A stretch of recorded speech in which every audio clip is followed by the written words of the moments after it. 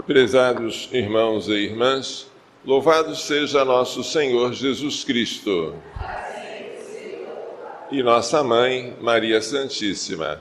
O rei Davi, vendo que ele habitava numa casa de cedro, enquanto a Arca da Aliança estava numa tenda, teve uma ideia: vou construir uma casa para o Senhor. Mas o profeta Natã, em nome de Deus, veio adverti-lo. Assim fala o Senhor: porventura construirás uma casa para eu habitar? Eu nunca morei numa casa desde que tirei os filhos de Israel do Egito, mas tenho vagueado em tendas e abrigos. Assim fala o Senhor: fui eu que te tirei do pastoreio, do meio das ovelhas, para te tornares chefes de Israel.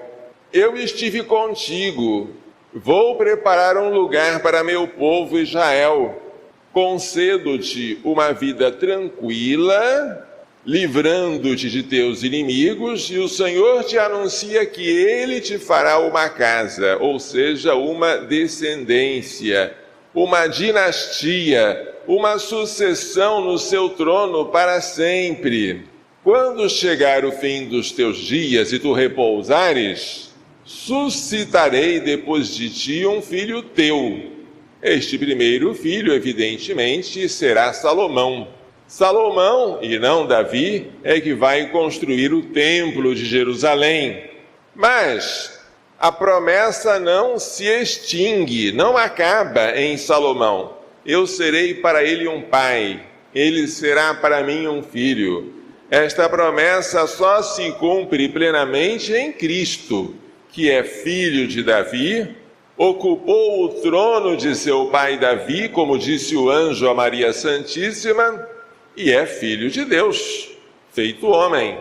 E o seu reinado dura para sempre. Assim nós recitamos na versão longa do credo: tua casa e teu reino serão estáveis para sempre diante de mim, e teu trono será firme para sempre.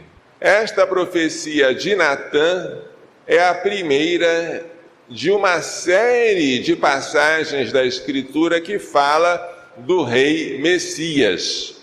No tempo de Jesus, todo mundo esperava como Messias um descendente de Davi, que iria instaurar a realeza em Israel. Mas onde é que Deus quer morar, se ele não faz questão de um palácio de cedro? O lugar preferido da habitação de Deus somos nós.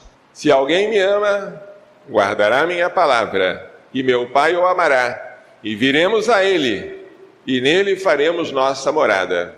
Por outro lado, o desejo nosso, consciente ou não, é de habitar na casa de Deus. Uma só coisa eu peço ao Senhor, e é só isto que eu desejo: habitar na casa do Senhor por toda a minha vida. Que nós moremos em Deus e Deus em nós, isso lembra a alegoria da videira e dos ramos. Permanecei em mim, e eu permanecerei em vós. Esta permanência mútua, como o Pai está no Filho e o Filho está no Pai, que nós estejamos nele, ocorre de maneira plena na Eucaristia. Assim como o Pai vive e eu vivo pelo Pai, aquele que me come viverá por mim. O Evangelho hoje apresenta Jesus enunciando e depois explicando a parábola do semeador. A parábola se concentra em 4 tipos de terrenos diferentes em que a semente é semeada. A semente tem uma força intrínseca de crescer, tornar-se uma árvore, florescer e frutificar. Ela faz isso sozinha. A terra serve de condição para o seu desenvolvimento. Não é a mãe que faz a criança crescer dentro dela.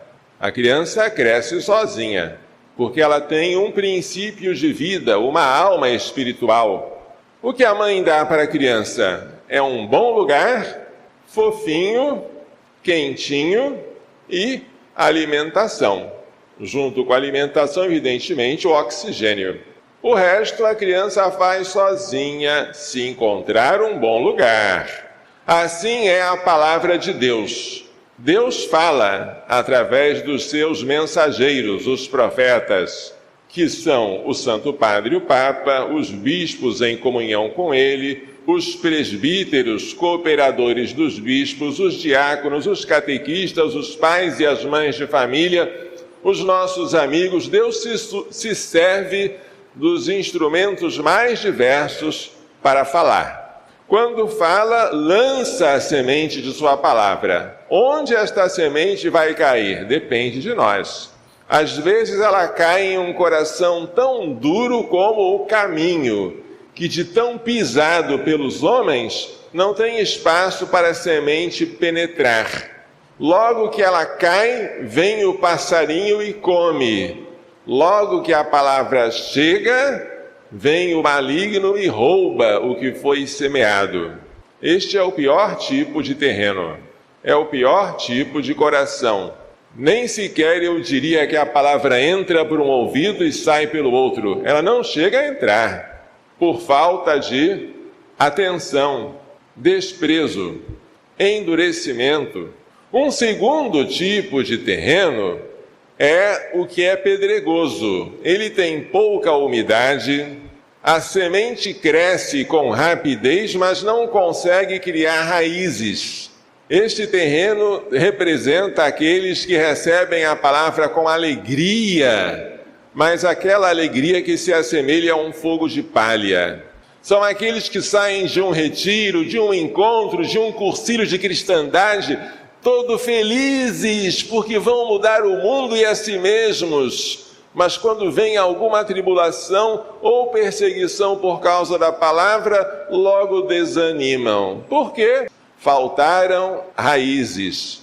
E estas raízes se criam pela oração perseverante e pela recepção dos sacramentos. Um terceiro tipo de terreno é o terreno com espinhos.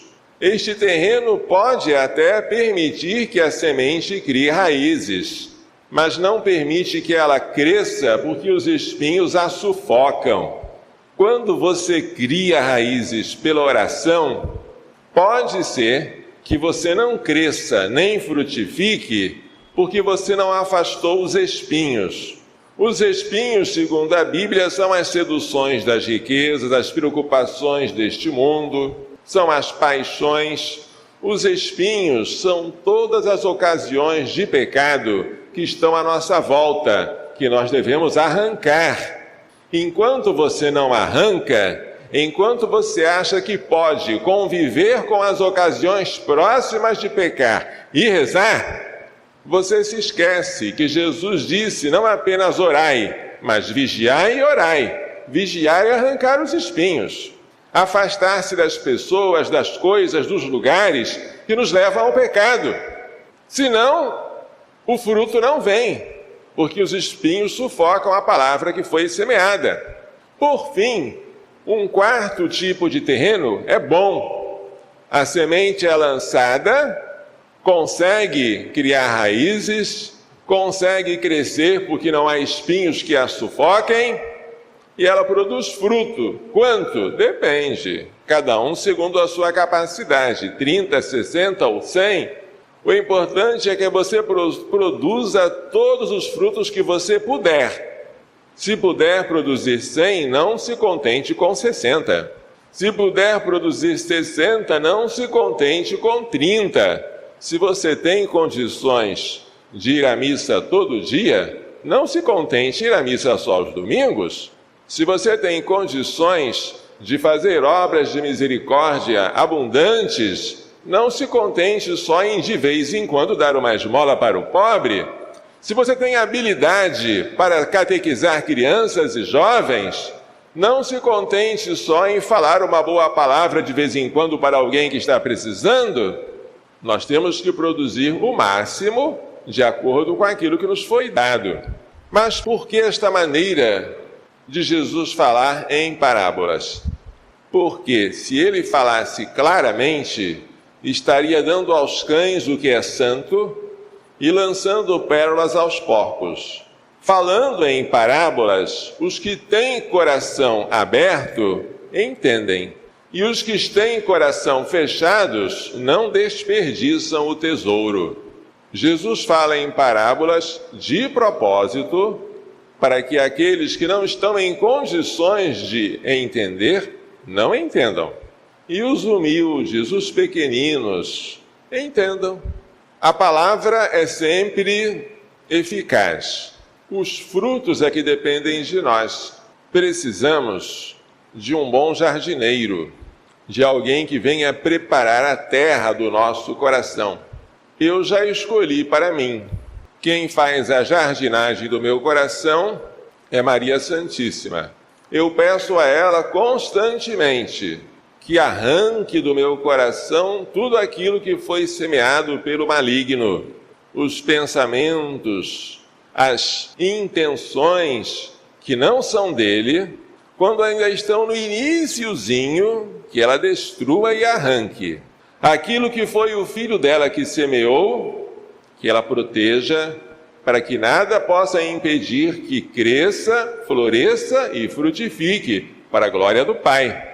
Como ela, diz o evangelista São Lucas, conservava todas as coisas de Deus, meditando-as em seu coração, ela é a pessoa mais apta para cuidar dos nossos corações, a fim de que eles se tornem uma terra capaz de receber a palavra de Deus com fruto.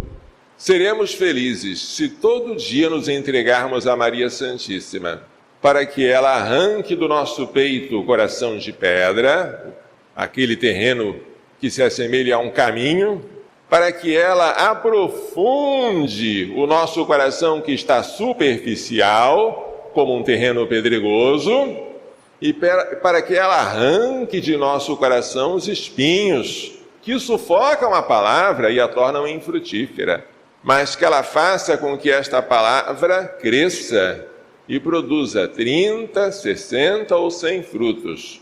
Que Maria Santíssima nos faça entender e pôr em prática as lições desta liturgia. Louvado seja nosso Senhor Jesus Cristo. E nossa Mãe, Maria Santíssima.